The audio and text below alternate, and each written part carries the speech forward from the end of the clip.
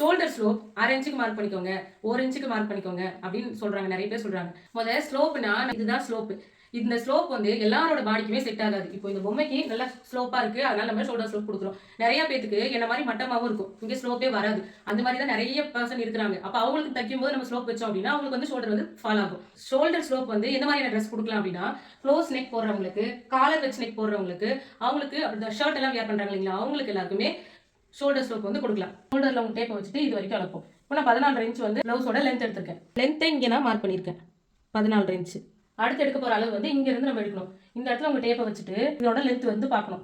14 inch இருக்கு. 14 inch தான் நம்ம கிளாத்ல மார்க் பண்ண போறோம். 14 இன்ச் எங்க மார்க் பண்ணோம்னா இந்த ஆம்போல் லென்த் வரைஞ்சிருப்போம் இல்லையா, அந்த கோட்ல வந்து மார்க் பண்ணணும். இப்போ என்னோட ப்ளவுஸ் உயரத்துல இருந்து 1/2 இன்ச் தான் எனக்கு ஷோல்டர் ஸ்லோப்பா வருது. ஷோல்டர் ஸ்லோப் நீங்க வைக்கிறீங்க அப்படின்னா இந்த ஸ்லோப் வச்சதுக்கு அப்புறம் தான் நீங்க ஆம்போல் லென்த் எல்லாம் அளந்து வரையணும். இந்த ஸ்லோப்பை பத்தி நீங்க தெரிஞ்சுக்கணும் அப்படின்றதுனால தான் நான் உங்களுக்கு சொல்லி கொடுத்தேன். எனக்கு தெரிஞ்சதை நான் உங்களுக்கு சொல்லி கொடுத்தேன். நமக்கு தெரிஞ்ச விஷயத்தை நம்ம மற்றவங்களுக்கு சொல்லி கொடுப்போம்.